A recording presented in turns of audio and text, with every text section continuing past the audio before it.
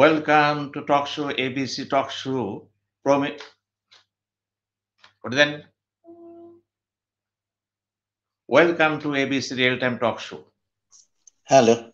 And this is our 14th episode. And today we'll discuss about foreign policy, diplomacy, and Bangladesh. And to suit the very purposes, we have invited few high-ranking diplomats, former diplomats from Bangladesh.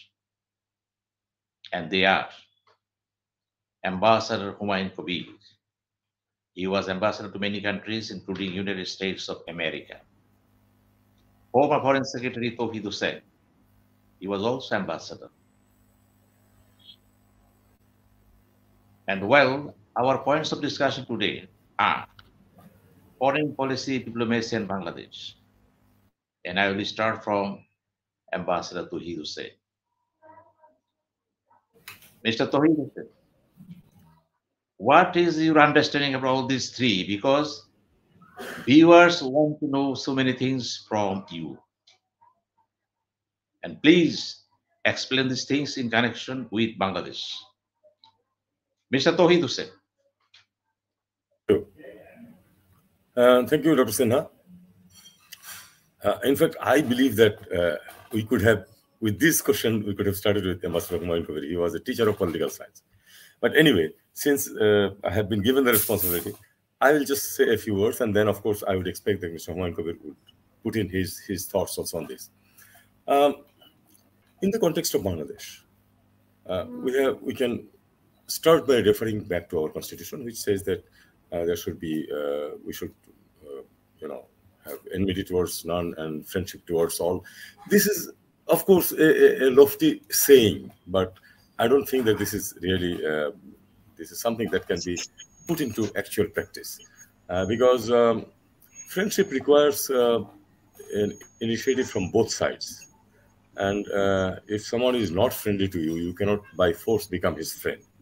And besides, we cannot always really ignore these geopolitical realities. And in that case, if not enemies, there could be countries which become your adversaries. And in that case, it is very difficult for you to be friendly to that country. But all said and done, as an aspiration, that is a good thing, that we seek to be friends to everyone, and we don't want to be enemies to anyone. In the context of Bangladesh, there are certain givens. In fact, for any country in the world, there are certain givens. One, we are surrounded on three sides by India. This is a reality which we cannot change.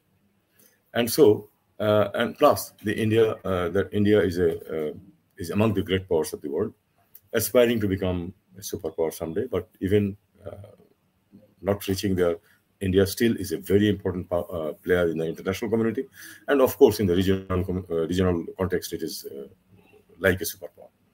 So that is one thing that we have to interact with, we like it or not. Then we have certain limitations. We have certain limitations. For example, our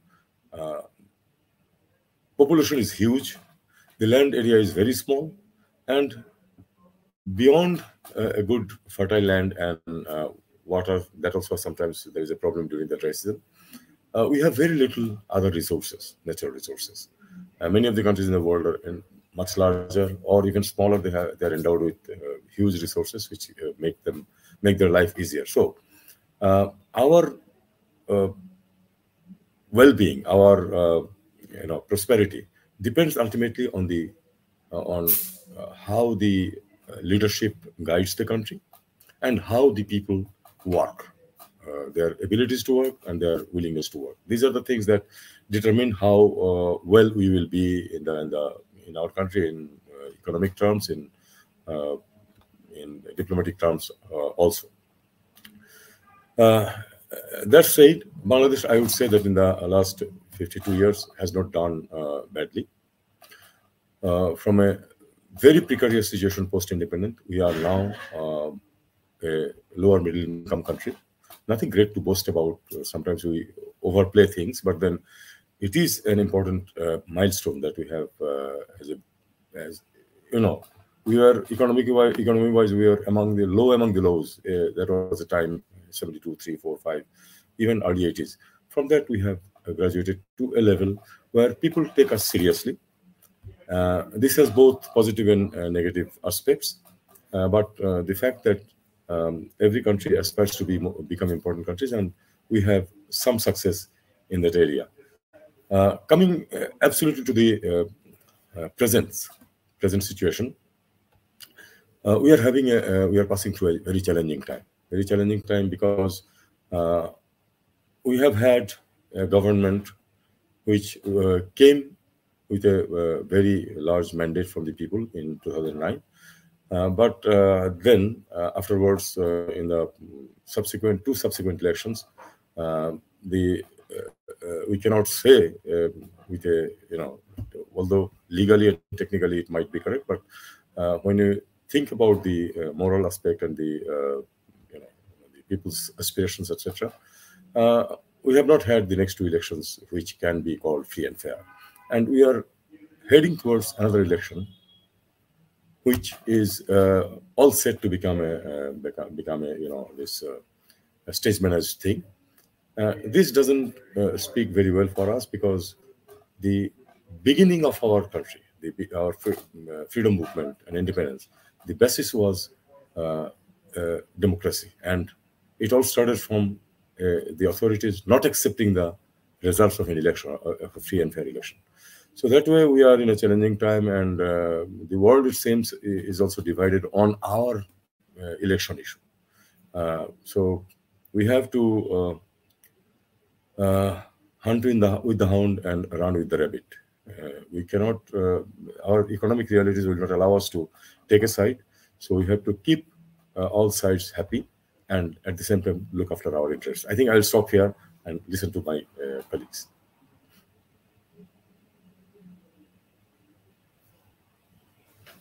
Ambassador Faiz, he has already joined here. Welcome, Mr. Faiz, to our talk show.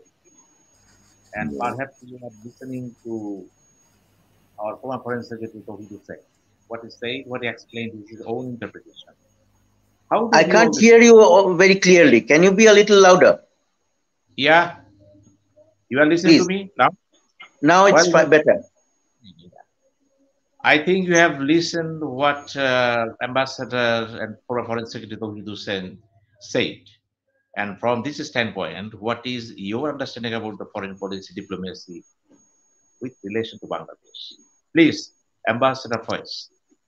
Thank you very much. And all the best to all our listeners.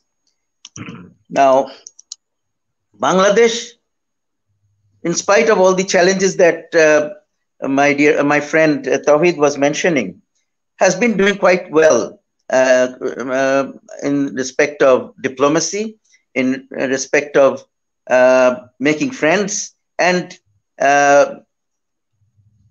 having excellent cooperation, especially in the field of socio-economic development, cooperation with all our important partners.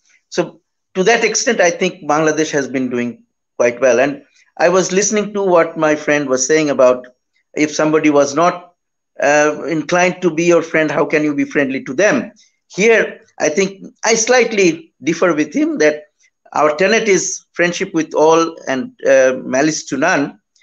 And there, I believe that Bangladesh has been trying to increase its friendship with all that are already friends and has done well. But with countries like, say, our next door neighbor, Myanmar, they have not been particularly friendly to us, but we have not stopped trying to get them on the right side.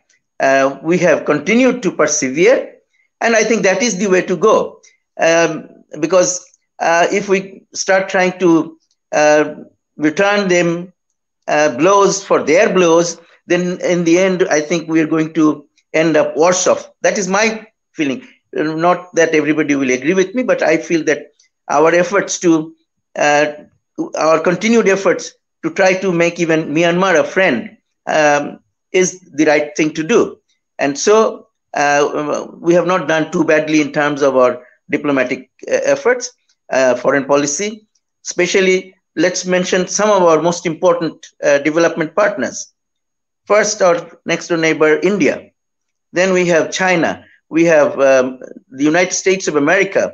In many ways, I call them the three most important countries in our foreign policy. And then, of course, there are Japan, Russia, Europe, Korea, Southeast Asia. All are our partners and our friends. And actually, if you look at it, we have excellent relations with all of them. But when we talk, say, friends and excellent relationships, there will always be some irritants, even between friends. At home, in the family, you have difficulties with some of your relatives or some of your very close kins. But then in the end, we are relatives and we are friends, and we continue to try and work for mutual benefit. I think to that extent, our foreign policy has been successful in spite of all the challenges.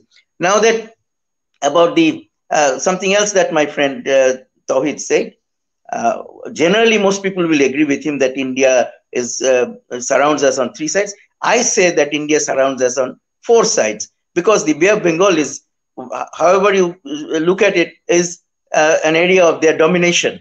So in that sense, India is around us in all four sides. That does not mean that we are bound by India. We have successfully spread our relations, spread our cooperation to other parts of the world beyond these boundaries that we have with our neighbors. So that is another measure of our success. And then about the current situation in our country, the political situation, it is definitely very challenging, especially because we have a lot of divergent views on what we want to do, what we want to achieve, and in many ways, idealistic, in terms of ideology, we have a lot of differences. But one must understand that while we are trying to come together, bring the country together, unite, there has to be some agreement on the basic issues. Like we must all be on the same side in terms of our feelings about the national independence, the freedom, the war of independence, and all the other things associated with it. But what happened after a few years of our independence? We had to go through a very difficult situation. There was major setback in the form of the assassination of the father of the nation and his family, and then a reversion in terms of our ideology and politics. And that created a major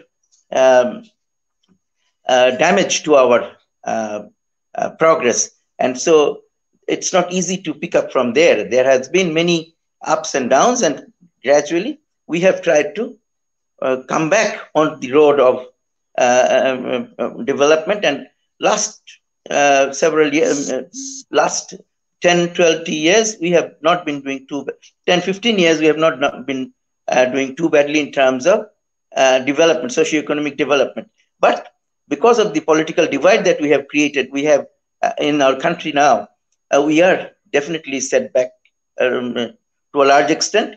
And this needs to be worked out by us, ourselves, within our country, not with the help of foreigners. Actually, when the foreigners are, whether they are friends or foes, when they come and interfere in our internal affairs, they actually complicate the matter further, complicate the equation, and make things more difficult.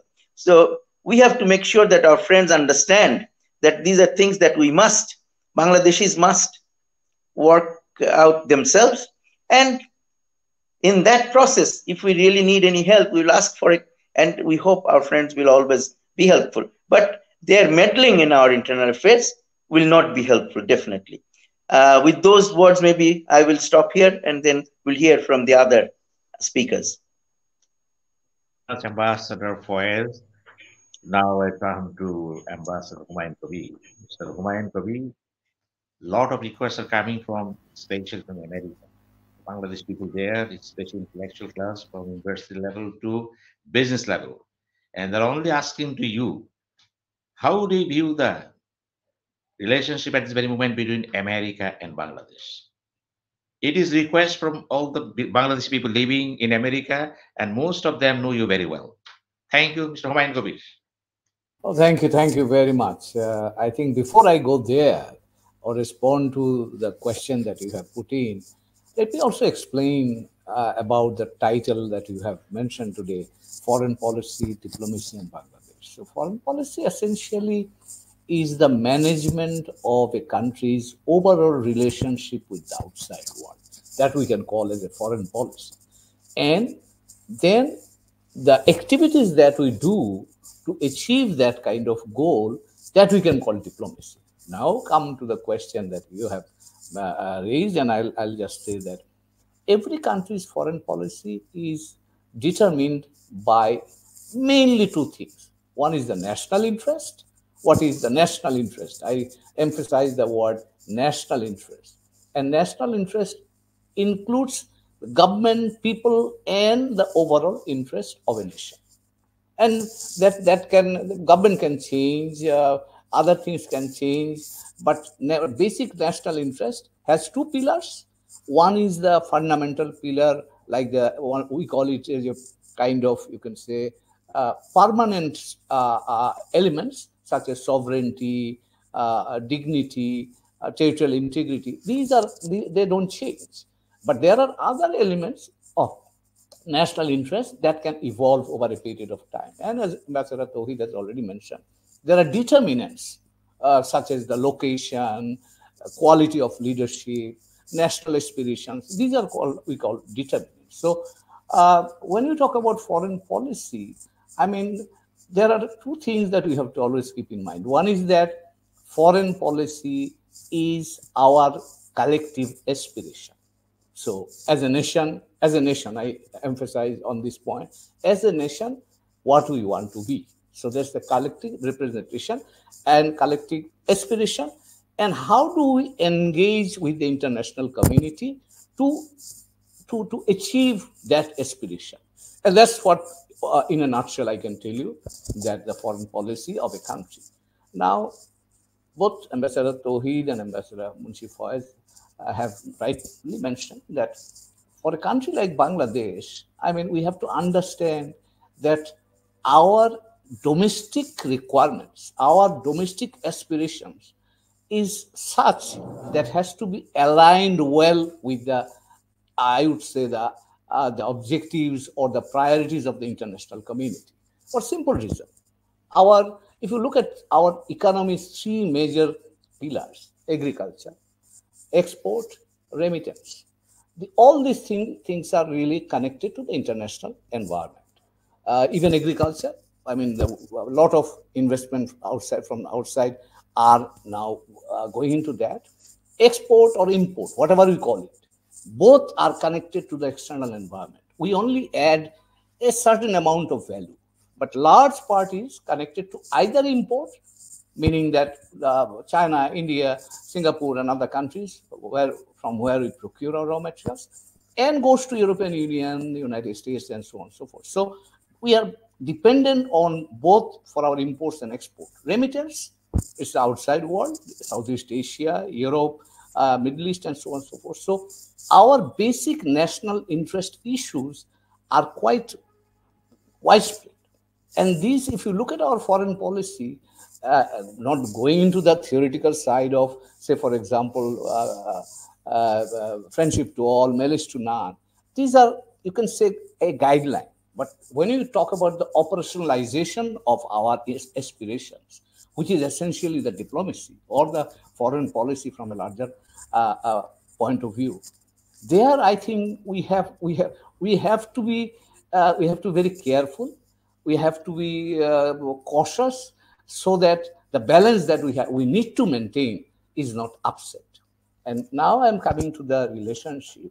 I think Mr. Touhid has mentioned a couple of relationships within the overall framework. Our relationship with India, our relationship with China, our relationship with the United States, our relationship with European Union.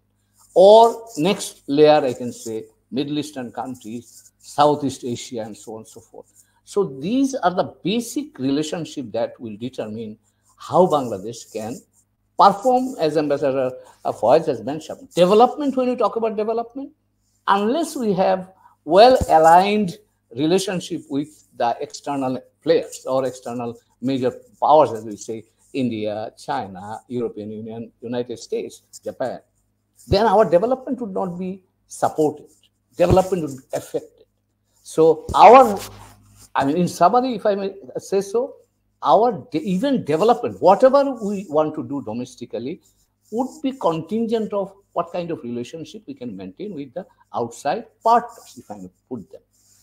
So it's extremely important. And I would say so far, from a theoretical point of view, we have been maintaining a kind of balanced relationship.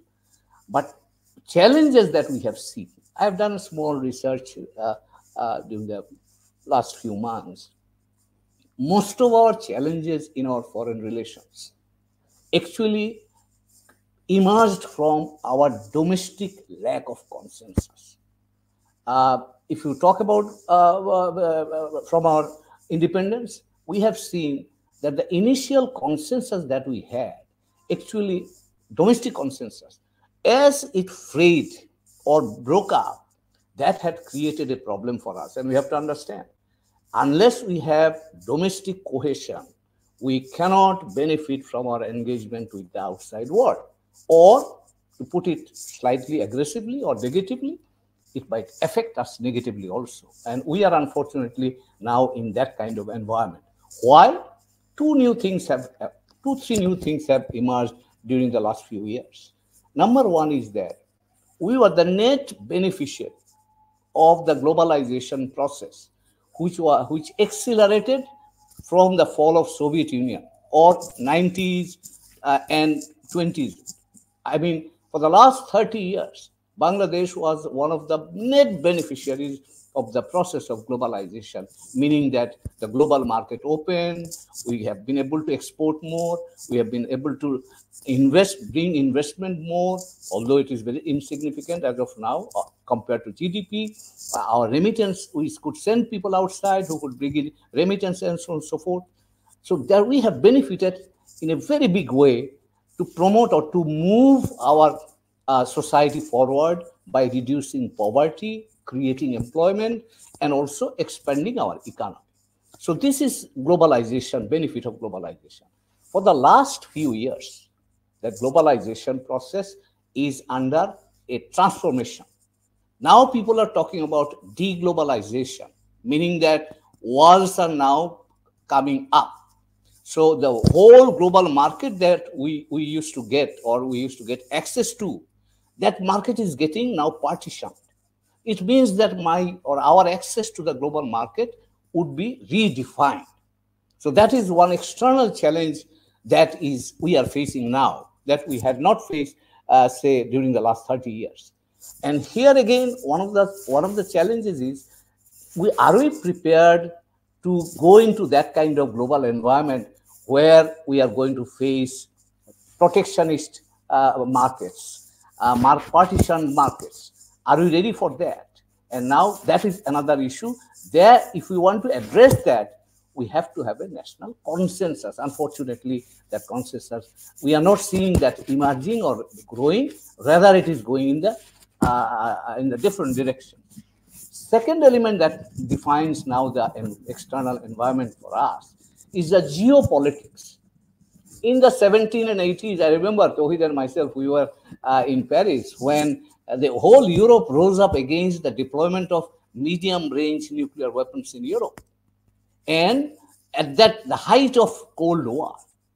Now, unfortunately, we have to understand that the European Cold War ended with the collapse of Soviet Union in 1991. Unfortunately, now we are facing an environment where the new Cold War is developing in the Asian region. And we are located here.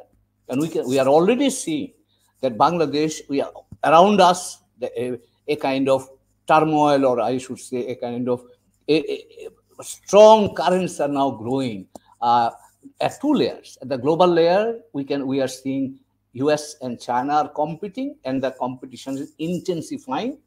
And people are talking about that, although President Biden is saying it's a competition, but it may run beyond that. So that is affecting us. Then India and China at a regional level, they are also competing.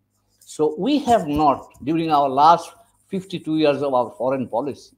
I don't recall any time two of my very distinguished colleagues are here. They can share their views also. We have never seen that kind of geopolitical fault line where Bangladesh is now increasingly being challenged to respond. How do we respond? That's a different issue. But it is staring at us now. So the geopolitics is a major issue that we are now increasingly facing that reality. And the third one is, against all this external churning that is going around us, it was imperative that we bring cohesion among, or we try to develop a national consensus to consolidate our domestic front. Unfortunately, we are doing exactly the opposite. And my worry is that if we continue to do that kind of, continue to demonstrate that kind of attitude and behavior, then we are weakening ourselves. So whatever opportunities we had or we are still enjoying, that could be endangered by our own, actions, by our lack of understanding about the environment in the outside world, and where our new understanding or deeper understanding would have been necessary to navigate through the changing global dynamic. Unfortunately, I'm not seeing that. Now, your last point, I should say, United States, this is one of the most consequential of relationship that Bangladesh has. And it has two layers. We are not only talking, when we talk about the US, we are not talking about only bilateral. I know bilaterally we have an extensive relationship. It's a multi-layered, multi-dimensional. But we have to understand that US is also a major player with us, or major partner with us at a multilateral level also, at the United Nations. Just to give you an example, UN peacekeeping, where Bangladesh's reputation essentially at the global level, number one issue is the global peacekeeping under the United Nations. United States is a major player there. So whatever we do here, our bilateral relationship may affect our performance or our, activities at the multilateral level also. And now we are talking about the climate issue. Just 2 years back, we talked about COVID. Look at how diverse or how layered our relationship is becoming, is even beyond the bilateral relationship. So when we talk about our relationship with the United States, we have to understand that it is not like any other relationship. It has different angles, different dimensions, and also you have to understand, among all the countries that we are dealing with, we have most favorable relationship with the United States. I can give you very simple two ideas. Number one is we import $2 billion maximum from the United States, but we export $10 billion. So trade is clearly in our favor. Look at the investment. The United States is still the largest investor in Bangladesh. Look at our relationship when we are suffering from COVID. United States gave largest number of vaccine to Bangladesh free of cost. So we have to, and peacekeeping I have already mentioned. So we have to understand the kind of relationship, and we are also now, our friends, Bangladeshi friends who are now listening, maybe United States is also number one country of remittance. Now questions are being asked, but since I was there, and I know that my friends in the US will also agree with me, the remittance is growing because people who are living there, they are on a stable income. They can share more with us.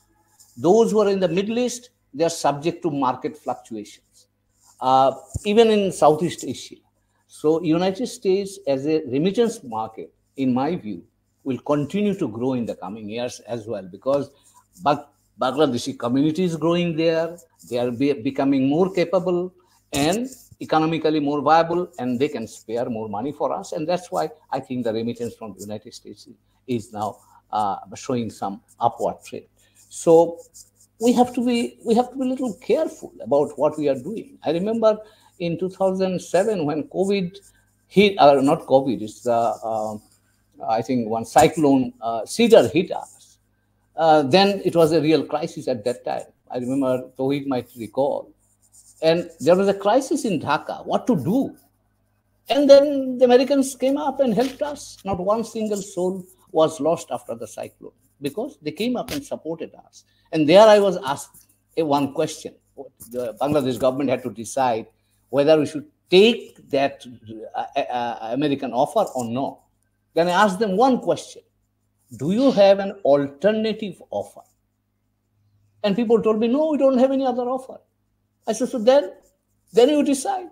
They said, yes, done. So we accepted that, and that helped us a lot. In 1991, when there was a crisis, a cyclone, we got support from the US. So we have to understand who can help us or who cannot help us. And based on that, we have to calibrate our relationship. I'm not saying that we need to take sides, but we have to be very careful. Because if we run into the geopolitical fault line, then Bangladesh, unfortunately, two of my colleagues are here, I'm not very sure if we have that capacity to manage it, because so far we have remained below the radar. And that's why we didn't face now it's coming. I will come to you again. Thank you very much. Yes, Ambassador Touhid Hossain, you are also the Foreign Secretary of Bangladesh, and being a Foreign Secretary, you handle so many things. Officially, it is called the foreign policies is mainly formulated by the Prime Minister, Foreign Secretary, and the Foreign Minister. And let us know what is the real picture of foreign policy being carried by the diplomats of Bangladesh, and what is your focus? Foreign policy being carried by the diplomats of Bangladesh, please. Thank you. Thank you. It should not be fully correct to say that it's only the foreign ministry and the prime minister is involved in the formulation of the foreign policy. In fact, mostly. Well, mostly, but then, in fact, the entire government, all the ministry, because, for example, remittance is the business of which ministry? Expatriate welfare, etc., finance ministry. Then cooperation in different areas, say sending of the UN peacekeepers. The Ministry of Defense or Armed Forces Division automatically gets involved into it. The coordinating role, of course, is of the foreign ministry. But then while formulating policies, I think different branches of the government have their own niches in which they put in their contributions. And overall, of course, in our system, it's finally the Prime Minister who takes the decision. But here, I would refer back a little bit to my colleagues, what they have said. For example, how and to what extent we have to take into consideration the extent of dependence. Dependence doesn't necessarily always have to be in a negative term. If we are doing a business, we are importing, we are exporting, some sort of dependence we have developed. And in the present context of the world, there is no country which can remain isolated. North Korea is trying, but then also it has its own backers. Therefore, for us, it is very important, as Mr. Humayun Kabir said, that we have to decide what we do and how we cultivate the other powers. Faiz Ahmad has mentioned about interference by other countries. Of course, nobody likes interference by other countries in your country's affairs. But well, theoretically, that is fine, and it's always desired by all countries. But then we have to take into consideration the realities also. Realities are that the powerful countries will try and usually succeed in interfering in the internal affairs of other countries. And why do they do this? They do this to further their interest, be it geopolitical interest, be it economic interest, or something else about their principles, etc. But principles we know are selectively applied to the better understanding and better interest of the countries concerned. Now, we have to accept the reality and go back to what both our my colleagues have mentioned, is that putting our house in order. Because we have no consensus on anything, we do not have consensus on anything in matters of dealing with other countries. Although it's no use going to the number of seats in the parliament. We all know that there are clearly two major players in our political arena. 39 parties do not matter at all. It's actually two parties which matter. Peripherally, a bit Jamaat Islami and Jatiya Party, but that is peripheral. Now, since we do not agree on anything, the two sides never agree on anything, that gives the opportunity to the outsiders to intervene. And this has continued for a long time, and I do not see that this is going to stop very soon, because I do not see any indication that our political bosses are ready to sit together and decide on what is best for the country. Here comes the current situation. In the current situation, again, it is the government is accusing one side of interference, and then other people are also saying that, well, there are neighbors who also intervened in our internal affairs in 2014, and maybe also 2018. So this is, again, we cannot even agree that whether interference, which one is interference and which one is not.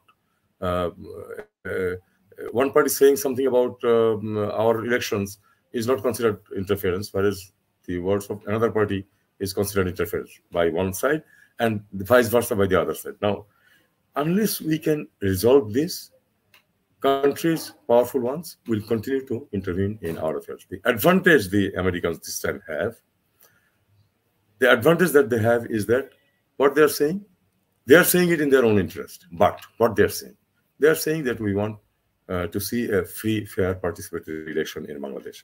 Now, let's not get into the controversy of what is participatory and what is free and fair, etc., etc. 39 parties don't make it a participatory election. We may argue the whole day about if the party doesn't come to election, what can the government do, etc., etc. But the fact remains that our politics is so much divided in the middle that we cannot agree on anything.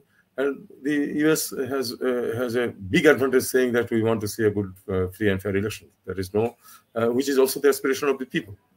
Now, as long as that doesn't happen, it's not that the Americans will put boots on our soil, that they will not do, but they have a lot of, the West has a lot of instruments through which they can make our life really difficult.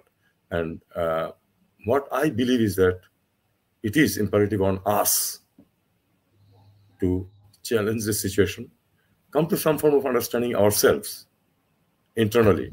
I'm not very hopeful about that in a very near future, but that is the only way out of not allowing outsiders to intervene in our domestic affairs.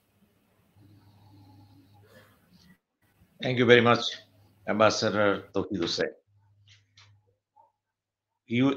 Viewers, we have another guest. He is Ambassador Shafiullah, and he was ambassador to many countries in Asia and Africa, including Libya. Ambassador Shafiullah, welcome to you to the talk show. And perhaps you have listened to the speeches of the three speakers, and they spoke elaborately about foreign policy, diplomacy, and Bangladesh. Now, my simple question to you, as an ambassador, how do you view the present state of relationship between Bangladesh, America, China, and India especially? Well, Mr. Shafiullah. Thank you so much. I'm very sorry. Due to technical fault, I'm late to enter the show. Well, I could hear Mr. Humayun Kabir and Mr. Touhid Hossain. Uh, I could hear them. And we have been talking on this issue for last, I think, about 2 years. The situation we see now uh, during the last 2 years that the activities of the Bangladesh Foreign Ministry uh, was uh, more on the political side of the government, that is domestic politics. Uh, it was about 2 years we spent on celebration and observations. And then, of course, we fought COVID and the celebrations more than 1 year and other events. Now, because of the political situation in the country and the centering around elections, there is also for last several months, Foreign Office is in with the grip of the domestic politics, and it has no time virtually to attend to the issues which are going to happen or happening in Bangladesh. Virtually, they have no time because they have been engaged so much in the domestic politics and the elections. So we could not separate domestic politics from our Foreign Office, and the autonomy of the Foreign Office perhaps is a doubtful position.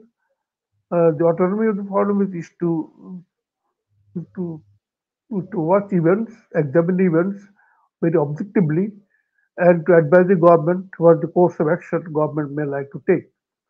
So that part perhaps is not it missing because up to Foreign Secretary, the autonomy Foreign Office enjoyed before, it is just missing now. Politics has overtaken entire Foreign Office also.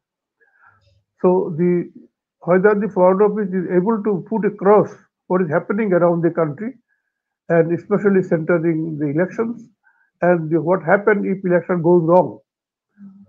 Uh, Whether the politicians are in a mood to listen to a diplomat or foreign office, that is very much in doubt because we have a band of diplomats in the foreign office are well trained, well groomed. Uh, they have been around the world in serving in missions as well as bilateral and the multilateral and regional issues. So the situation now is that the issue of national politics and the elections which is going to happen in January 2024 has a great ramification for Bangladesh.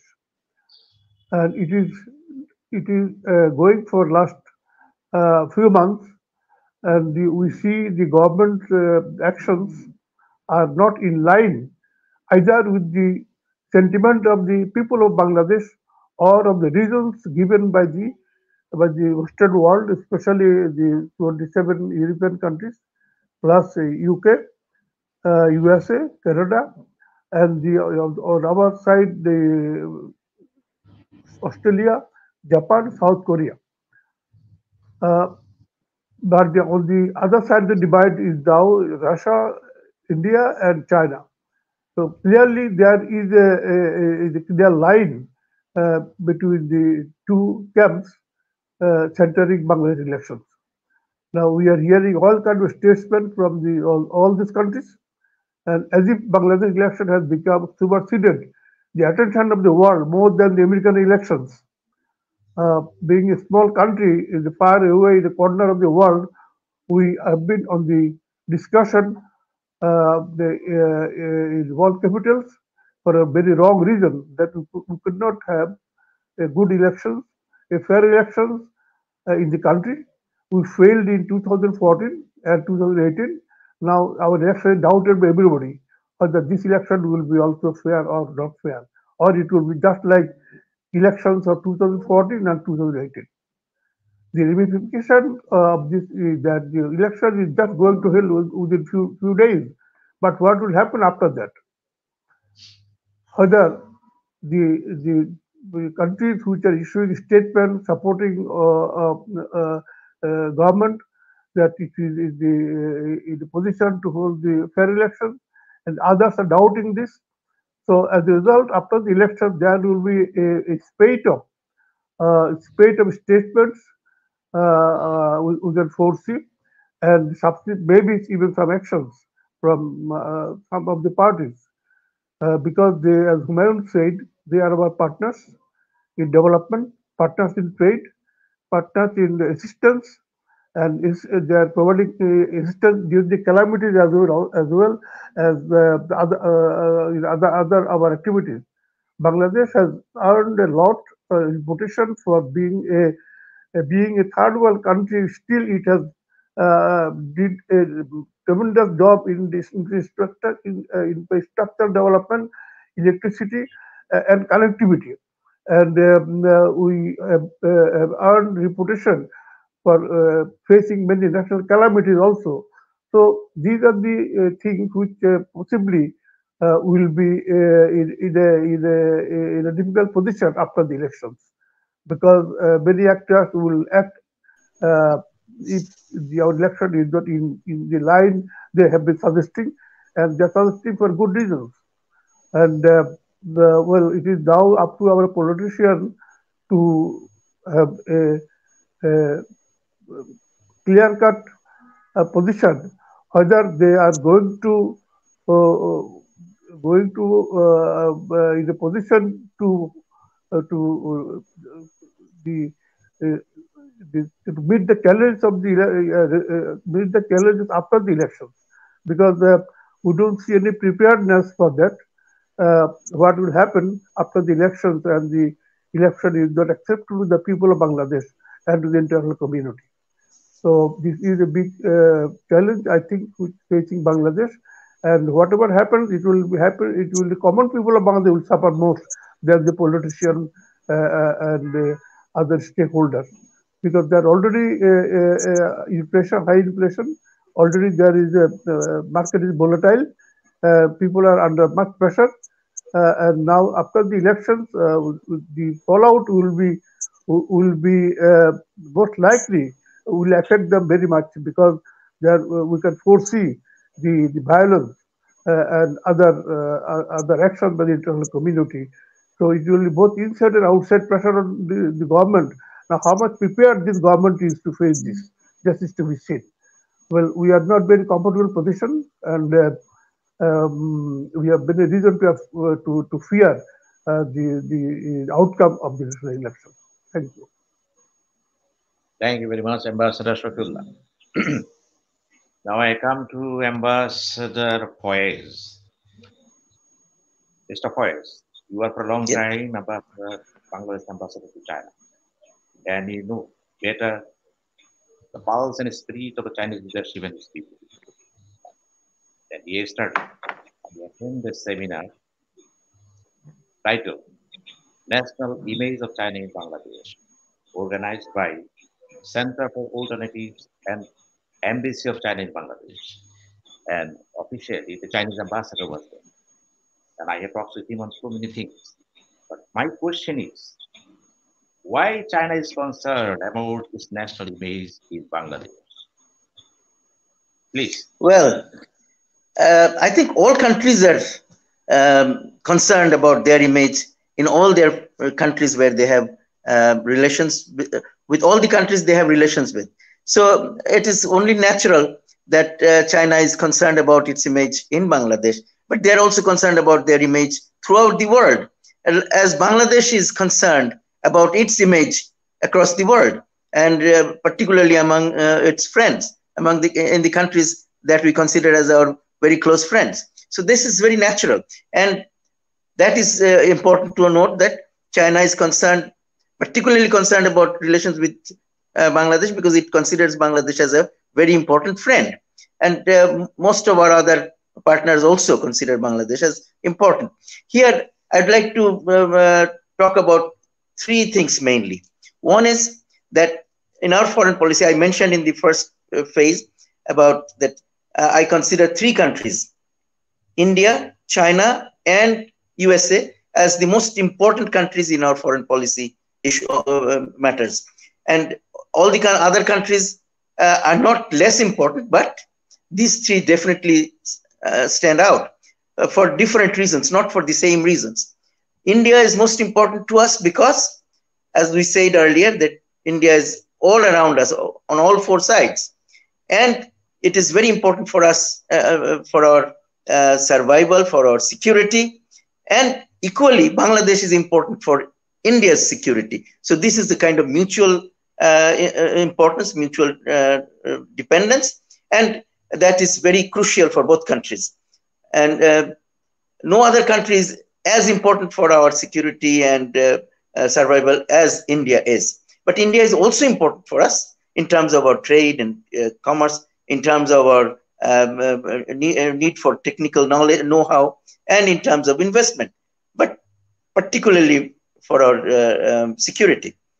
Then China. China is the largest trading partner. Yesterday, I was seeing some figures that in last year, the volume of trade between our two countries stood at $28 billion. Of course, most of it is our imports from China, and a very small portion is our exports to China. But our exports to China is also growing every day. But some people would think that this is an imbalance and this is going to be bad for us, but I don't think so. Because when we buy things from China and India and other countries, we process them and make into finished products and sell them to countries like the United States of America and Europe. And with them, we have a more favorable balance of trade. So this has to be seen more globally.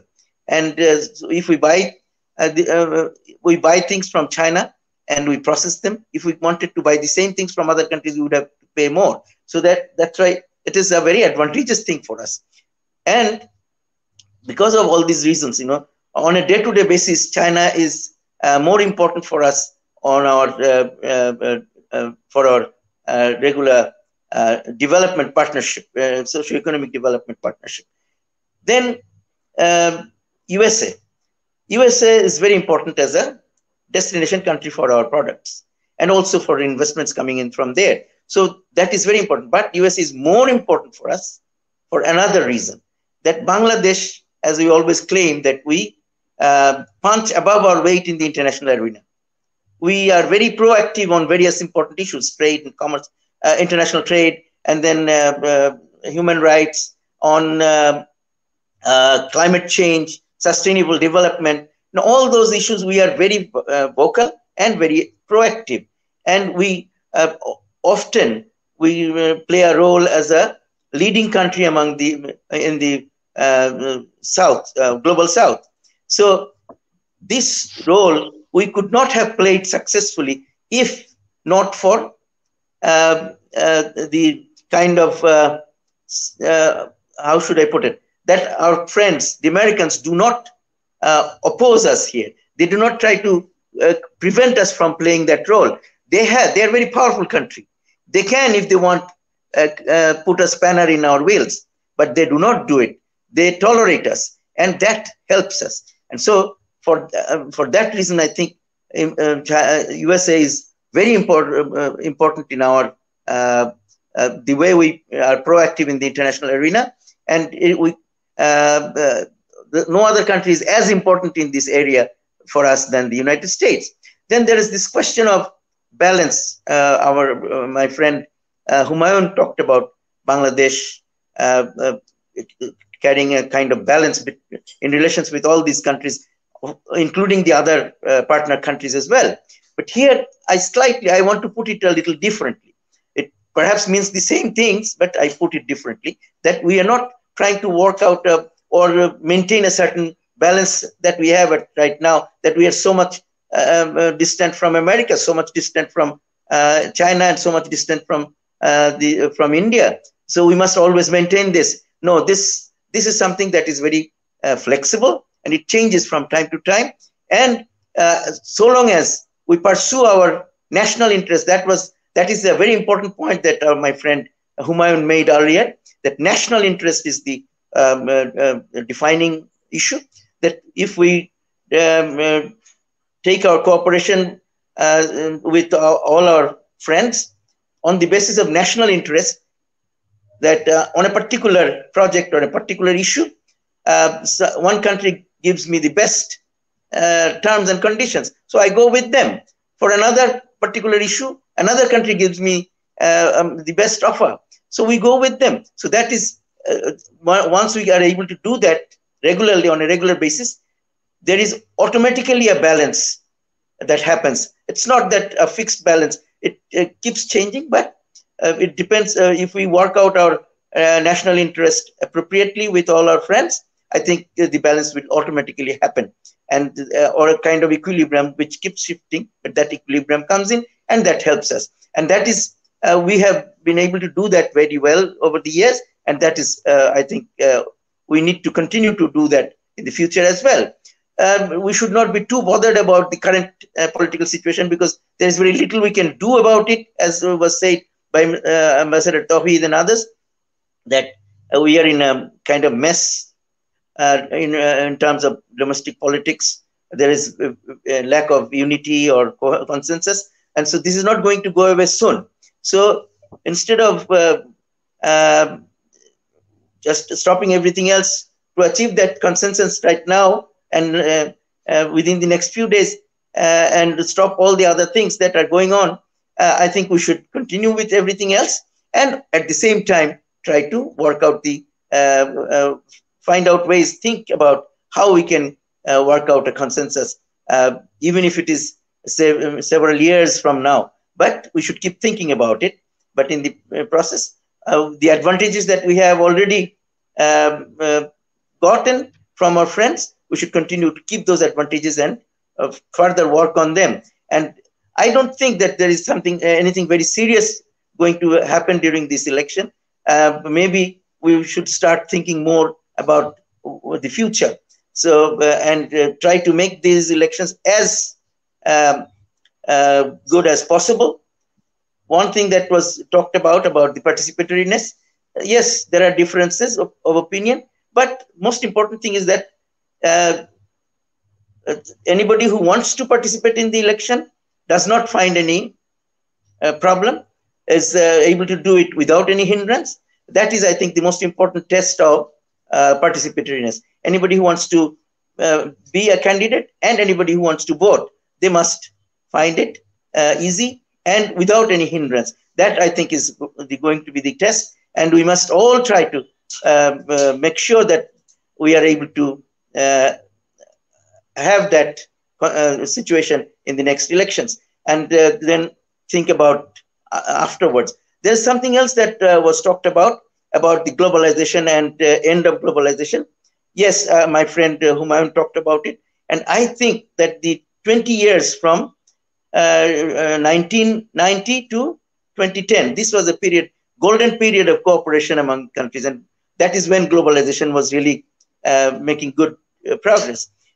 And since then, mainly because China was the main beneficiary of globalization, or at least people thought so, that China was doing too well, much better than everybody else. So Americans and others, they thought this was not supposed to go on like this. So they wanted to somehow contain China. They keep saying about containing China, and that makes things difficult.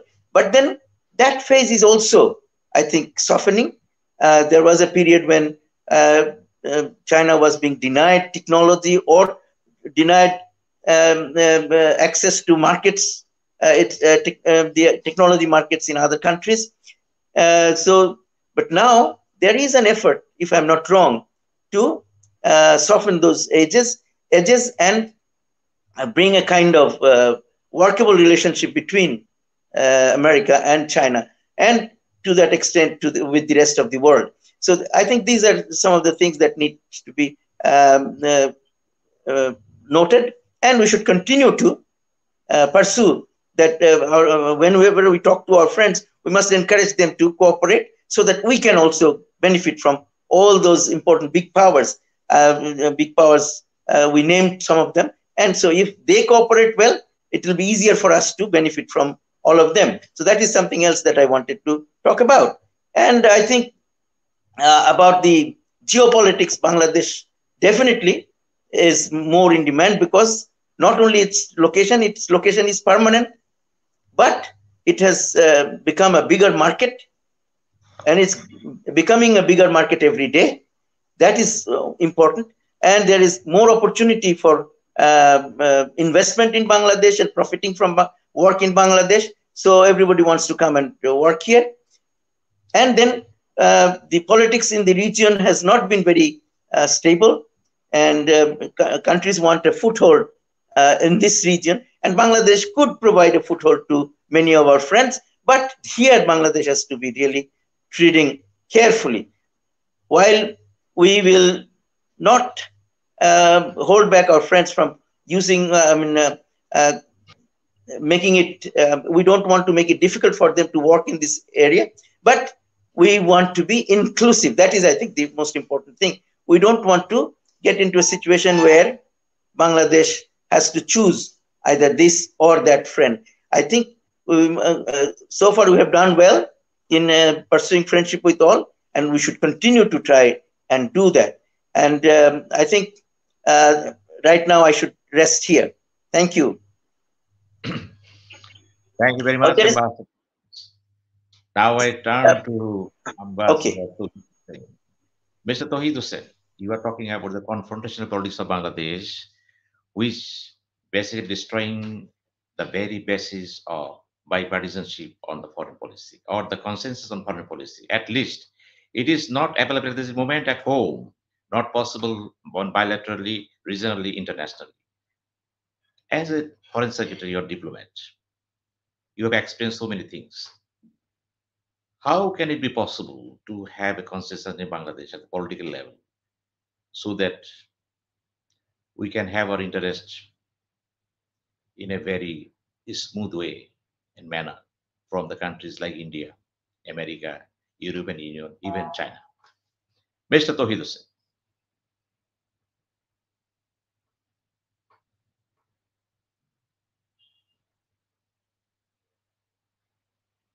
Ambassador Touhid Hossain, you are listening to me? I could hear, but the last of what you want to hear. In the first place, it is not my cup of tea to try to develop a bipartisan attitude towards the issues that interest our country. We have not been able to do it in the last 52 years, and I am sure that we are not going to have it in, at least not in the next 52 weeks. Let's think about that. Meaning the crisis or the possible crisis that we are facing at this moment, this will not be, I am more or less sure, this will not be faced or handled by the bipartisan approach. That is for sure, because the two parties, as before I'm discounting the others, there are two parties. The two parties are so far apart on many issues that it is impossible for them to really come together on foreign policy issues. Now, the thing is that when does a bipartisan approach come up? We have seen the working of the US Congress on many issues. Even sometimes UK Parliament does the same thing. But our problem is that now basic premise has certain limitations. For example, the basic premise limitation is that our parties, the two parties, our parties are never ready to accept the other to have won an election and that we have lost, and let us congratulate the other side, which even Maldives has done. The sitting president lost, and he congratulated the gentleman Muizzuddin, who became the winner, and it passed perfectly without any hitch. But in our country, we know that there had been 4 good elections. All other elections are not really good elections. Even in those 4 good elections, the defeated party never accepted that they have been defeated and that the other party has won, always accusing the others. And the determination of the parties to continue in office by any means That is a basic tenet of the philosophy of our important two parties. So in this situation, I don't think anything like that will happen. And this will always allow opportunities for the outsiders to intervene. And again, on the intervention also, one party will say that this is intervention, others will say that no, it is not, because it goes in its favor. Now, we are not going to get out of this situation anytime soon. So let us keep that out of context. The important thing is that the party in power, the government, has to make policies in a way and conduct the relations in a way so that the interest of the country is safeguarded. Problem arises when the interest of the country and the interest of the party or the coterie who control, that often comes into conflict. And at that time, although there is a lofty word saying that the party is greater than the individual and the country is greater than the party, actually the situation is the other way around. It's exactly the reverse. Particularly countries of the in the third world countries, it is always the continuation in power that takes precedence over the interest of the country as a whole. So this will continue, and I don't think a possibility that in any time soon we are going to have a bipartisan rapprochement by which the foreign policy of Bangladesh, or for that matter, even the nitty-gritty of relations, the both sides can agree and put up a united face. I'm sorry, that's not going to happen. Thank you very much, Ambassador Touhid Hossain. Ambassador Humayun Kabir, you are a very fortunate person in the foreign service because you had been to America at the same time. You had a chance to be Deputy High Commissioner at Calcutta, Indian base. And you gathered so many things, and you know better what the pulse and spirit of the people of West Bengal and India as a whole. And you know, the politics of Bangladesh mainly is suffering from its own inherent drawbacks rising out of the political culture. But now my question is not the political culture. You say the culture of the political parties. As a political scientist, you're the teacher of Dhaka University. And fortunately, I was for a short time, you student also. And I'm proud of you. And from that standpoint, I draw your attention to the book, Politics in Developing Areas, written by Alvin and Coleman. You please explain the thing. Well, I don't know. I mean, if I can go back to those times, but I would say that we have really deviated, and as Touhid has mentioned, that whenever something serves our own interest, then we forego larger national interest. And this is the kind of very narrow tunnel vision politics that is going on in our country. We are talking about democracy, we are talking about elections. Can we say these, the major political parties, do they have elections within their parties? Do they have real sense consultative mechanism available for decision-making process? Look at the United Kingdom. During the last 2-3 years, 4-5 prime ministers have changed because there is an accountability. There is a process of selection.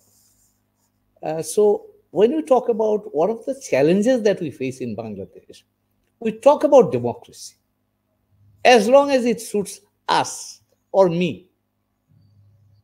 And if it doesn't suit, then democracy is not there. So democracy has been, I would say, banalized in Bangladesh. They made it a banal word, unfortunately. So the problem is much larger. But what we are now talking about is the elections, upcoming elections, and what kind of, and we know that the foreign policy of Bangladesh is also affected or somehow influenced by this domestic process. And in my personal view is, we tend to look at the outside world through our domestic political prism. Outside domain is a different domain that has different requirements, different engagement style, different rules of the game. We just forget that. We believe that what we do at home, we can look at the whole world through that kind of prism.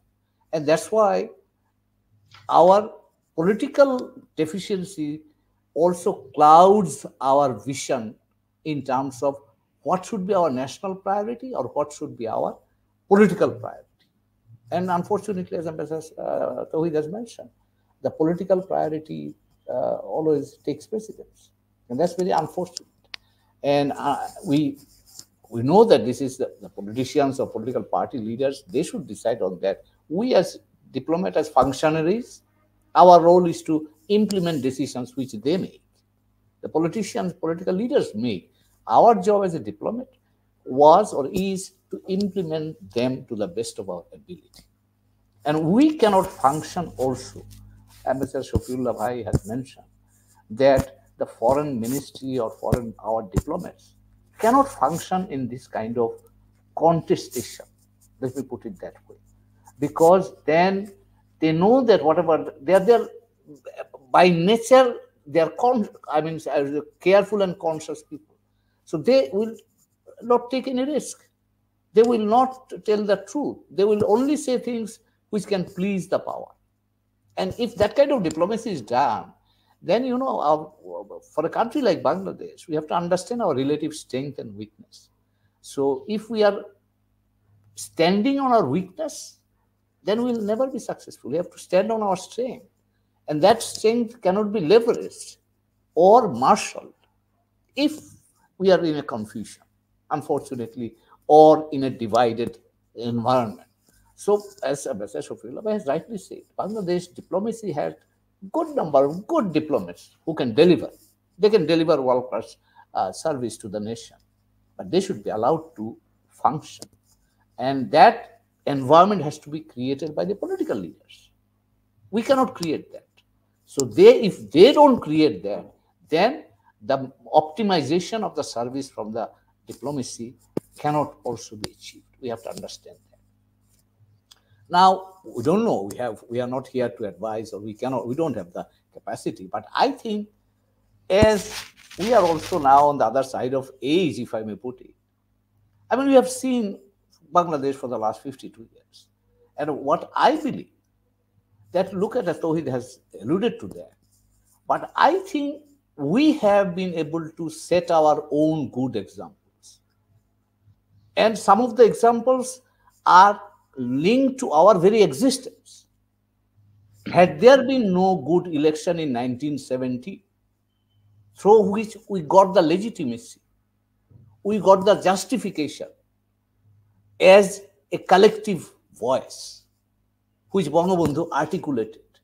And then on the basis of that, we went into liberation war and eventually achieved our independence. If election manipulation had been there, if that election would have been twisted, imagine where we would have been. So election for Bangladesh is as important as that one.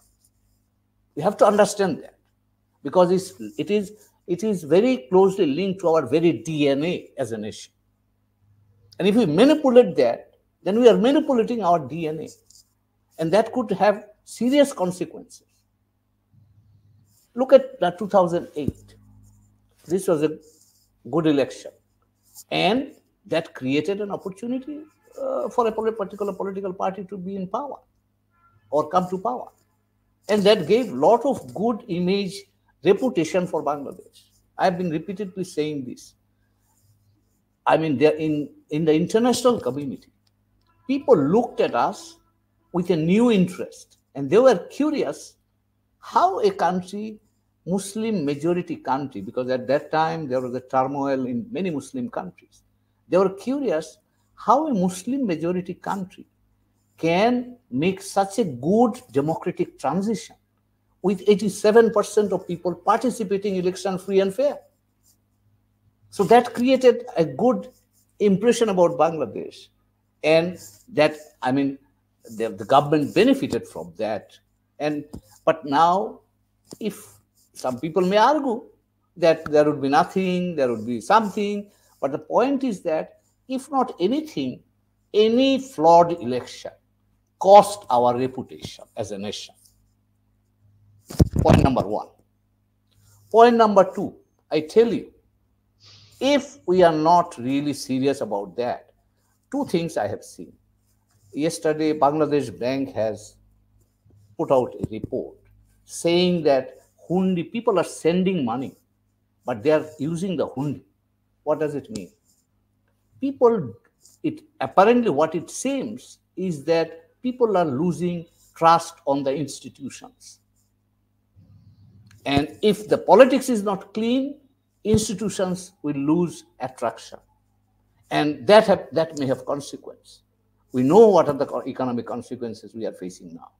Anybody, we can go to the bank and ask for dollars, and you will find banks are not giving us dollars beyond $300 per person. And some of the business people, they cannot open their LC because of the shortage of dollars. So we have to understand that consequences can come in a very different way. Nobody needs to punish us. Forget about that. Assuming that nobody punishes us. But do we have confidence? Our people have confidence on the system. Look at the banking system today. We have seen few banks, 14 banks have got or asked for 37,000 crore capital deficit. Where has this money gone? Who will answer that? Reports of capital flight. Who will answer that? If that is not there, then eventually what will happen? Governance as a whole will be affected. So what I feel is election not for politics, election not for power. Election is the essential instrument to get people's will reflected in governance. If that is not there, then multiple dimension problems can crop up in multiple dimensions. And for a country like Bangladesh, which is now making transition, and we are also seeing transition outside, all these things we have to manage. As I said, we are now storms are developing around us in the global environment. Now, if we have domestic troubles, then it will be very difficult to navigate that kind of environment. So I would say that we don't need to take any lessons from others. Forget about the international community. We had good elections in 1970. We had good elections in 1996. We had good elections in 2008. Those elections have been defining for us. And now very quickly going back to what Ambassador Touhid has made, and also we have been discussing this. I was in Washington back in the 80s. I have seen during that time also congressmen holding a hearing there. And issue was Bangladesh. And I will not name a person who became subsequently a big person in Bangladesh. He was one of the witnesses there. And that hearing and American attention eventually led to the fall of Ershad and the emergence of democracy in Bangladesh. 1996, Ambassador Touhid might recall, we were at a duty at Sheraton Hotel. NDI, IRI people were there. I was with the European Union, and I took them to Khulna, I took them to Kumilla. So our friends, our development partners have been a constant factor in our political process for a long time now. Why suddenly we have become extra sensitive? We have to understand what we have been doing. 2008, was not there our friends working with us to ensure that a free, fair, peaceful election can take place? So we have to look at ourselves, what we have done, what has been a good practice, what has given us the benefit, and we should try to emulate those good practices. Forget about the outside world. If we do that, if we only listen to ourselves, if we look at ourselves, I think we can find some solution or some pathway for the future. If we don't find, then we are going into a tunnel, and that tunnel may not be good for anybody. And I'm afraid that the country might suffer. But I believe that Bangladesh, as one of the most innovative, creative nations, deserves much better than what we are seeing today. Thank you. Thank you very much, Ambassador Humayun Kabir. He spoke very well, and touching on almost everything taking place at the very moment. Well, Mr. Ambassador Shafiullah, my simple asking to you, you know very well there is a standing committee in the Ministry of Foreign Affairs. Do you feel in practice and in reality there is a very powerful standing committee on foreign affairs in Bangladesh? Mr. Shafiullah. Well, thank you. I do not know whether this standing committee is powerful. Powerful relative to whom? The, do they say something which is in reality does not exist? Uh, there are things we hear even the from members of that committee from time to time. Uh, well, it doesn't match the reality of Bangladesh. The point I made before, because Minister of Foreign Affairs is a different kind of office, a different kind of ministry. It is not just like any other ministry of the government. Uh, the ambience of the Ministry of Foreign Affairs uh, had standing during the time of Bangabandhu uh, when he was he lived very short, only 3.5 years. So those days, I had the fortune to work with him in his office. So I saw that how the Foreign Office functioned in his time. The team from the Foreign Office, uh, Foreign Secretary Anayat Karim, and then uh, Fakhruddin, late A.K.H. Murshid, Abul Hassan, uh, they headed by Dr. Kamal Hussain. They used to formulate the foreign policy of Bangladesh. It is a very new country. We did not have foreign office in Bangladesh before. It is Bangabandhu who laid down the stone for the Bangladesh foreign office and foreign policy. These are the team they work with him. And they formulated foreign policy because of their experience during Pakistan period. They are the level of director or director generals. And then Bangabandhu used to listen to them.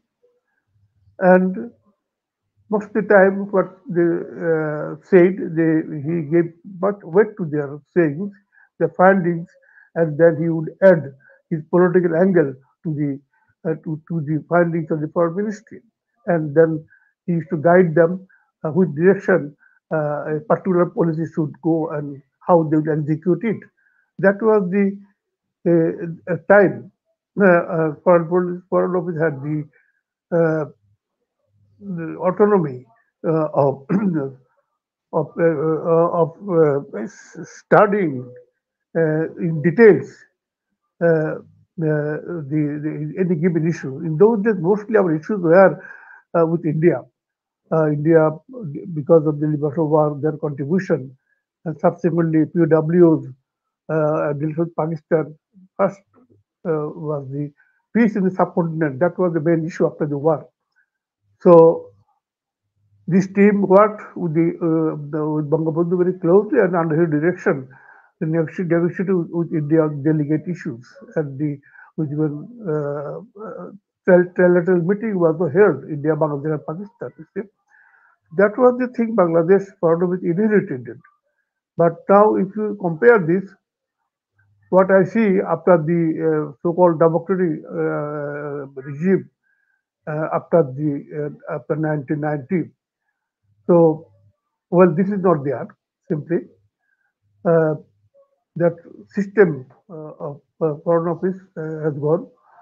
Uh, as I said before, national politics, domestic politics has taken over the foreign office. So there is not much thing they can do, and if the substantive thing does not come from foreign office, then how standing committee can help it, and how the standing committee, how much time they devote on the foreign policy of the country. I hardly find them visiting foreign office.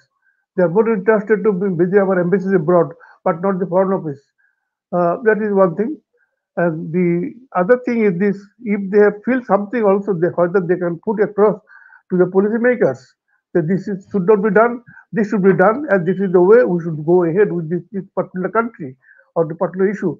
But I doubt it very much that otherwise thing would have been different. The other issue being that the crisis we are, or whatever we may call it, maybe crisis or may not be a natural event of election. That is bothering us much because it's destined to happening on 7 January, unless there's any other earthquake happened or nothing like that. But then what will happen after that? That was worrying much me. That because you can see a clear polarization of the superpowers and the major powers and the regional powers centering around Bangladesh election outcome. So that is the point whether we can offset it. As my colleague was saying this, and we have been saying it for many months, that only a fair election could keep away the foreign influence in Bangladesh or foreign hands in Bangladesh. This is the only way we can keep the. Otherwise, we are such a small entity, a small country, although a very promising country. We proved that it is a promising country in many fields. So only a fair election who can keep this international politics countries away from Bangladesh. You may call it India, may call it Russia or China or America or European Union. This is the only way a small country can keep away the foreign powers from our soil, influencing us, just as been proved in Maldives. That country, the president now, he said there will be no foreign troops in Maldives if I win the elections, and he did win the elections, and he is talking to the Indian Prime Minister on equal footing that they have to. It's a promise they made, and the people don't want any foreign troops on our soil. So please, you have to take your soldier out of my country. That he could say only because he won a fair election, and it was voice of the people. He was narrating to a big superpower, regional superpower, to take their soldier back from his country. The strength is derived from the people and nothing else.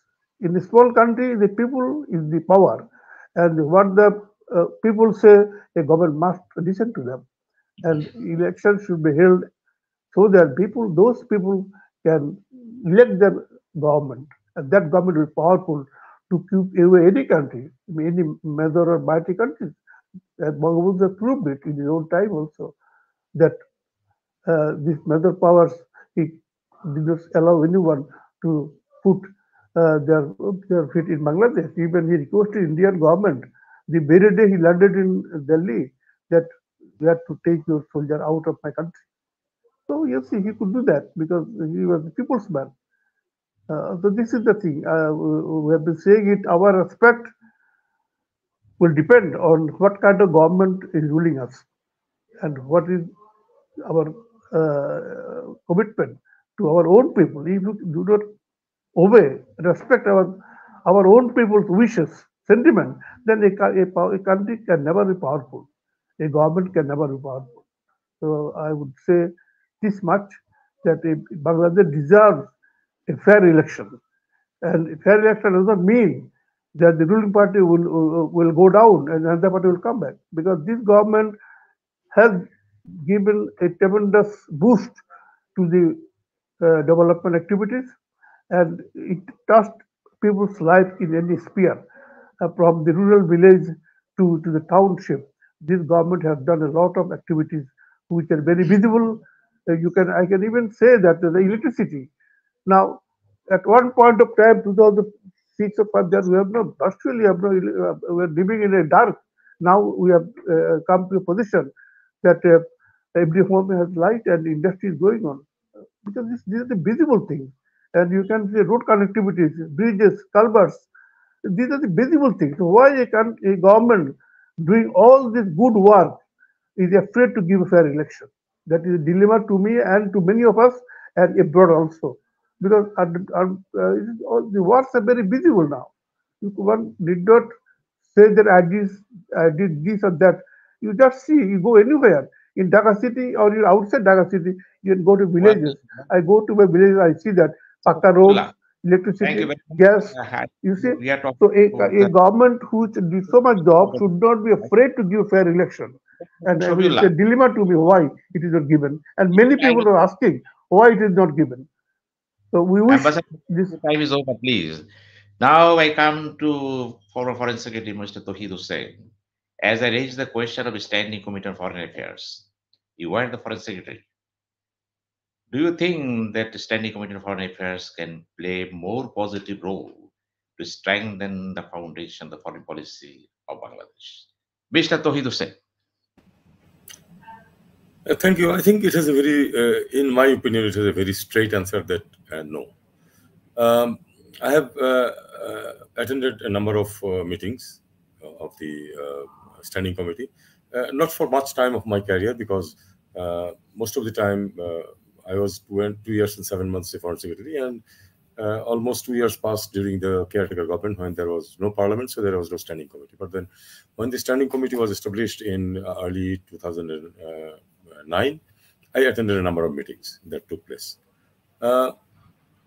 Frankly speaking, there is a good discussion that takes place. The foreign minister himself or herself is also there in the committee. It is chaired by someone other than the foreign minister, of course. But the problem is that it makes it listens to different opinions, then makes recommendations. But those are just recommendations. In our system, the standing committee recommendations have no force of law. It goes to the ministries, different ministries, because foreign policy, as I said, that a lot of ministries are involved. Say, for example, if the allowances have to be increased, it finally goes to the finance ministry. You have to negotiate it with the finance ministry. It's just like that. So now the Standing Committee on Foreign Affairs makes a number of recommendations neatly. It is typed out and then sent to the foreign ministry and to the other relevant ministries, and it stays there. Foreign ministry itself can take some external actions which is within their jurisdiction. To some extent, they can do that with the help of the foreign minister if he or she is convinced.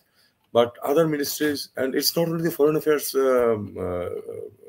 committee that is in this situation. Many of the ministries have their committees, and the recommendations just go and pile up dust in the files. They are never really. Often, very good recommendations are made, but they are completely ignored. So this is not really a very powerful thing. Of course, I would not say that it's absolutely useless, because at least the issues are discussed and then it is disseminated. Even if those are not, don't go towards the fruition of government decisions or laws, but still then, at least things are discussed and goes back to the foreign ministry. At least there are certain things which can be easily done, or foreign ministry can pursue with other ministries and get certain things done. But otherwise, it doesn't have the force of law, and so nobody really cares what the Foreign Affairs Standing Committee has recommended. Thank you very much. Mr. Humayun Kabir, you are a political scientist and you worked in America, and you have seen what the role of the Foreign Affairs Committee, Congress and US Senate, they're very powerful. Even in India, it is not so insignificant. But what is your understanding about the role of members on the Standing Committee of Foreign Affairs, headed by a person other than the minister? But nobody knows the name of the chairman of the Standing Committee of Foreign Bangladesh, because I don't know. I'm sure that you know me. So they are sleeping. And do you think all this thing is taking place because of lack of democracy? Or member of parliament are not so sharpened as thought of? Please. Well, thank you. This depends on how a government is organized. You mentioned about the United States. One of the beauty of US administration is that, or governance is that, there are two basic principles they follow. And as a student of political science, you know as much as I know. Faiz is there also. We all know that. The basic principles are separation of powers and checks and balances. And third one is the judicial review. So this is the separation. When we talk about separation of powers, it is really functionally separated. And constitutionally, also functionally, operationally, absolutely maintained. So that is where, and we may have seen recently, I can just give you an example, that in the Congress, the budget, supplementary budget was there, and the budget was stuck for two issues.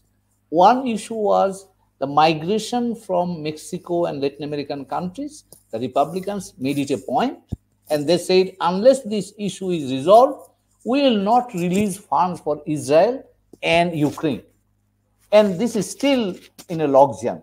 So unless, and you have seen President Biden was very nervous because the Ukraine is now fighting the Russians. They need money, equipment, and so on and so forth.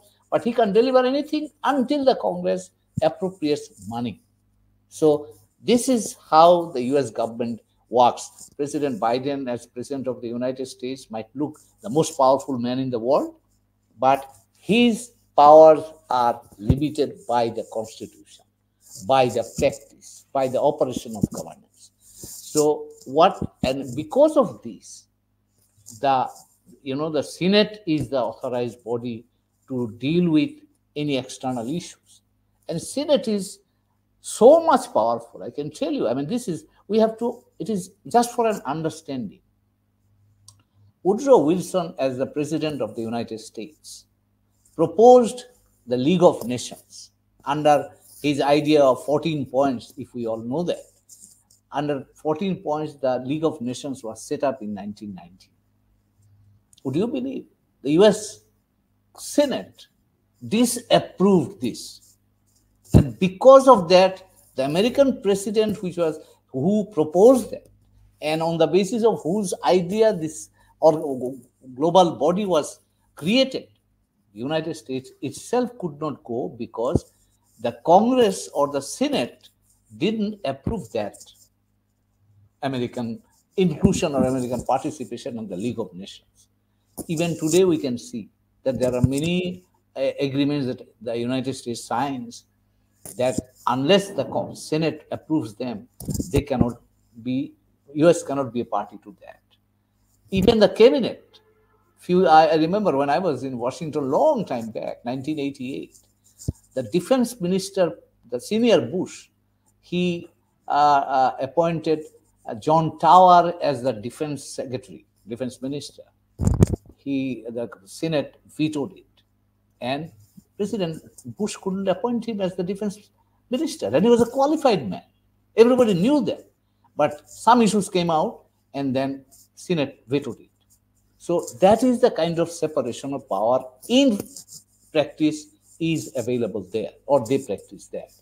If you come to our system under any government is unitary, basically. Look at, and this is we accept parliamentary system of governance, but there is also a separation of power in the parliamentary system of governance if we intend to do it, or if you are ready to allow it. But unfortunately, in a Bangladeshi context, whoever remains in the government or during every government, one person decides and one person exercises three absolute authority. One is whoever is the prime minister, she is the chief executive of the country. She or he is the leader of the house, meaning the parliament, and the head of the largest political party in the country. So three major powers are combined in one person. And as a result of that, the concept of separation of power is not available here, or we don't practice that. So if the separation of power is not there, if the checks and balance principle is not followed, and then Parliament, whatever way, Touhid was mentioning, for whatever committees we are talking about, no committee can work because the executive is dominant here and the ministries dictate or just ignore whatever recommendations are really coming from the standing committee, because these are basically ornamental. They can make recommendation, and the ministries, either if they like it, they will implement. If they don't like, then they will not do it. So it means that the separation that should have been there between the executive and the legislative branch of government, and also the judiciary, that we talk about it, we say it is there, but in practice it doesn't. We don't. It doesn't seem to be operational to a student of political science, because we say this, Constitution says that, but in practice it doesn't work. As a result of that, whatever we see, the decision-making process tends to be concentrated in one place or one institution, such as the executive. Other bodies can, compared to that, may not be as I would say as empowered as it should be under the constitution. Judicial review is in Bangladesh. I know that we have it, we practice that as well, but occasionally we can see that that can be overridden, that can be overruled by executive authority also. So unless there is an accountability, there is a separation of power, checks and balances, then, I mean, whatever you can call about the standing committee in foreign affairs, that is, as our Shafiullah has rightly pointed out, foreign ministry is a miniature government, because foreign ministry is a window to the outside world. Each ministry does their specialized kind of work. But when we talk about the foreign ministry, it is our window to the world, and it reflects the composite Bangladesh to the outside world. And that job is done essentially by the foreign ministry as the lead. Other ministries these days also work, but the lead role is the Ministry of Foreign Affairs. And until and unless the foreign ministry is supported by parliament, by executive, and also judiciary to some extent, or to the extent as constitutionally possible, then I think our diplomacy also suffers. Diplomacy doesn't get the strength. And I have said earlier, that we try to define diplomacy from our domestic perspective. We think that whatever we do or whatever we practice domestically, the diplomacy must be the same. And why I'm saying so? These days I hear in the corridors of power, embassies could be like the DC office. So an ambassador is like a DC, and then he can coordinate activities of other officers. So the embassy should be like that. But conceptually, it's a completely different thing. Because in the domestic environment, we can exercise all our legitimate coercive authority. But whenever we go to the embassies, we don't exercise coercive authority. We don't have it. So our work style, our content is completely different. So if we mix up these two things, our domestic perception, domestic priorities, domestic process of work, and then look at doing diplomacy from that perspective, then I don't know what kind of future diplomacy or diplomatic future we may have, because it's a different ball game altogether. We are one of the countries of the international society, which comprises 193 countries who are the members of the United Nations. It means that if we want to be successful in diplomacy, we have to improve our understanding at least 192 times if we want to be really effective in understanding the global environment, international society, and then there our relative space where we can make best use of our opportunities to promote our national interest. So there are a lot of things jumbled up together conceptually, operationally, and also I would say practice-wise. So thank you very I'll stop much. here. Thank you. Thank you very much, Ambassador Humayun Kabir. You explained in such a way as if I was spellbound to listening to you. Really, you have made a very wonderful picture of the foreign ministry and foreign policy and the functionaries of the government. My last asking to Ambassador Faiz, Munshi Faiz, and you have only 3 minutes time. What the other speaker says, you just have your own comment here. Thank you. Well, first, let me congratulate Ambassador Humayun Kabir on a very vivid description of the system of politics, a system of government where we need separation of powers and checks and balances, and that is very important. But it works differently in different countries, and I tend to also agree with our friend Touhid that although it is not the most powerful institution, it is useful. It does ventilate views, and it helps. Whenever we want to listen to it, it helps. But then let's leave it there. I want to make two very different kind of points, two very positive but short points. Number one is this: that in spite of all our difficulties, from our discussion today, we have found out that that our people have talent, they have creativeness, and they have various kind of abilities keeps coming through, and that keeps taking the country forward. So that is one of the positive things. In spite of all the challenges and difficulties, we keep moving forward, and we achieve development continuously. That is one. Number two is the other one, that in spite of the various difficulties, differences that our political parties have among themselves, and during our political discourse, they keep fighting each other. In spite of that, whenever a particular party goes to power, it usually there is very little difference in the basic foreign policy.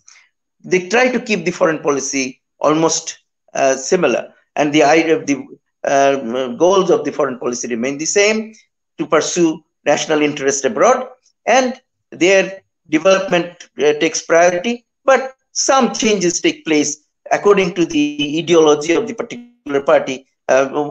This government may veer closer to some friends, while other government may veer closer to other friends. But generally, I think that foreign policy remains more or less similar, same, and therefore our foreign policy doesn't get affected too much by the differences that we have in our politics, except that our politics, if there was more consensus among our parties in the domestic politics, then our foreign policy and pursuit of our foreign policy would have been so much more strengthened and more powerful, and would have brought more benefit to the country. But we have to live with what we have and hope that things will improve in the days ahead.